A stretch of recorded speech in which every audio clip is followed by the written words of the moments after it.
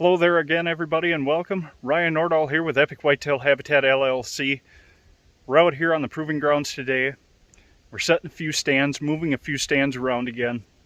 And I want to talk to you today about how to hunt the thermals. You know, we're in hill country here, but this can also contain to gently rolling country, you know, the flats up in northern Wisconsin. No matter where you are throughout the United States, thermals can be a big part of your hunt. They can make or break your hunt. There's no doubt about it. You know, you have a windy day. As the sun starts to go down in the afternoons, the winds die down.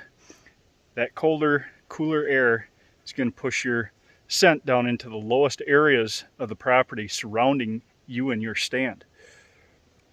We're in a setup here. I'm actually right in the tree, and I know I should have my safety harness on, and I apologize for that. But I just wanted to shoot this quick video and tell you why this stand is going to work just about in any wind condition.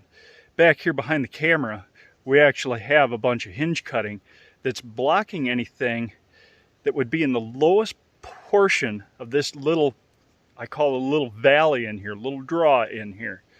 It's in the lowest portion, all of that. So any deer that would be through here, they'd be 70 to 75 yards away on the back side of that hinge cut. I'm not going to worry about those deer. This is probably a stand that I'm probably only hunt once throughout the entire hunting season. But what I like about this stand, and it's proven in the past, last season, behind me here is a knoll up in here behind me, and we had this stand in. And what I found was a lot of deer were coming from the north. The way I'm facing right now, looking at the camera and everything, I'm facing north. And a lot of deer were coming up through, skirting the western side of this little draw out in front of me here. And as it got cooler in the evenings, as the winds died down, the air started to settle, the thermals started to drop, those deer were starting to pick me up. They weren't necessarily spooking, but they knew something was up. They knew something just wasn't quite right. They were hesitating. A lot of the bigger bucks, they definitely knew something was going on, and they'd just sneak out of here. They wouldn't necessarily blow out of here. They'd just turn around and take another way around and eventually show up after I would leave at night. I noticed that a lot in the late season as well, because I'm sitting where I'm at right here. I'm probably 50, 60 yards off a destination food source. So I'm in a transition area between food sources. Food sources on my own property, food source on the neighbor that I'm kind of working the properties with together. And I'm in that transition area between. There's bedding area to the north just on the neighbor's property. There's bedding area over here to my east on my property along the property border. But I could almost probably get in here on any north wind. And always remember, the wind is your friend. The windier the day. Now, I'm not talking, you know, gusty wind where nobody should be in a tree whatsoever. But those definitely could be days that you want to be moving. I remember back in 2010 at the end of October, we had very, very strong low pressure system come in. We were talking 60, 70 mile an hour sustained winds for a period of about a day and a half, 2 days. And the bucks were actually moving. When it's the rut, there isn't much that's going to stop those bucks from cruising. But anyway, I think I could almost get in here on an afternoon hunt or come in mid-morning. I could come in here early in the morning before daylight on a southwest wind. The thermals are pushing, carrying me away, because a lot of my deer travel comes from the south up over the ridge. It runs east and west on our property here. So my thermals would be carrying to the north. But on a northwest wind, I wouldn't be afraid to get in here whatsoever. Just my access is real quick in here. I'm just about in the very northwest corner of the property, so I'm not very worried about it. I don't get a lot of deer that bed right down in this corner. So on a northwest wind, I think I could get in here pretty clean, sit throughout the day, and as the wind starts to die down, if I know late in the afternoon, as the sun disappears over the horizon, my thermals are going to settle and transition back to the north. And it's worked in here before. I used to have the stand in this tree. We just tried to change it up a little bit, but I've moved it back. So I'm pretty excited about this, just the way it sets up. I think we've covered this pretty good. You know, I've got other stands in other locations back out on my brother's farm behind my parents' house. There's a swamp in there along the east edge of our property line, and I've got a stand just inside of there. I've got a good access built that I can sneak in the back door on a morning hunt, on any time of hunt, any time of the day, any time of the year, really, and it sets up really well. My thermals early morning and early night are settling into that swamp area where I come through and access. I'm coming right in the back door of a buck bedding area and catching those bucks coming back from feeding areas early in the season out in the destination food sources, and catching them going out at night as they scent check the bottoms of those bedding areas, headed out to feed at night, and then cruising all day long up and down that creek bottom during the day during the rut.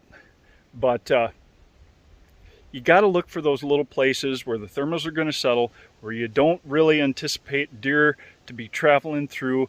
The thermals can carry your scent down in there early in the mornings before the sun comes up, and late in the evenings. And I even have stands where I'm sitting up in the ridges in the afternoons waiting for the sun to disappear over the horizon. And even in that last 45 minutes of light after the sun goes down over the horizon, I'll take advantage of the thermals and I'll head down to a stand that's in a lower area, just because I know that deer will probably be transitioning up to the ridges, but I want to be below them because deer will cut down below me, and I want to take advantage of the dropping thermal to get on the down thermal side of those deer and hopefully set up a good ambush and take advantage of a mature buck trying to sneak through, who's using the thermals and using his nose with those thermals to detect danger. I'm not hunting this property that often. I'm really going to change up my game going into this year. We learned a lot last year. I've been on this property my whole life, but I'm learning every year, and last year I really honed into my surroundings, and I just sat back and observed the deer on this property and how they use the thermals, you know, what times of the day that thermal is transitioning, opposite of the wind, whatever, what have you. And we really paid attention. I think we've come up with a good game plan this year, and that's just one thing that you want to be watching is and paying attention to is how the thermals change on the properties you hunt. You can get away with a little bit more in flatter areas, but still your thermals are going to settle into the lowest spots on your property. Whether you have giant hills like we have here in west central Wisconsin, western Wisconsin, deep valleys, what have you, or you're in flatter rolling country like you are in northern Wisconsin, southern Wisconsin, Illinois, Iowa, Missouri, you know, the places that I've been. There's always somewhere where your thermals are going to drop into, and you want to be able to take advantage of that where you don't anticipate deer to be coming through. So that's my little tip here today. It's one of the simplest tips you can use and to be aware of what's going on in your own properties, and I just want you to have success this season and the coming seasons as well. Again, Ryan Nordahl here, Epic Whitetail Habitat already. If you haven't, please subscribe to my channel. Give this video a like, give it a share. Any products that you see me using throughout any of my videos, I generally have a list of links that you can click on in the list below. Visit my website, www.epicwhitetailhabitat.com. Check it out, see what we have to offer as far as services that may be able to help you with on your property someday as well. Visit our Shop Our Affiliates section. There's some great deals always going on. I've always got updates and stuff, or you just click on the links and find the updates yourself. Real easy to navigate through. Again, that's epicwhitetailhabitat.com, Shop Our Affiliates section. Thank you. Happy habitat. It's almost fall food planting season here in west central Wisconsin. So guys, good luck, stay safe, and keep living the dream. Hello everyone, Ryan Nordahl here with Epic Whitetail Habitat LLC. I just wanted to take a minute and ask you, if you haven't already, please hit that subscribe button. If we can get 1,000 subscribers here by the end of July, July 31st, one winner is going to get this Muddy safety harness. Complete package, complete with lineman's belt, everything you need in a complete package for a safety harness. Also a lifeline, Muddy lifeline, very important in your tree stand gear. And some of these bow hooks, Muddy bow hooks. Help us get to 1,000 subscribers.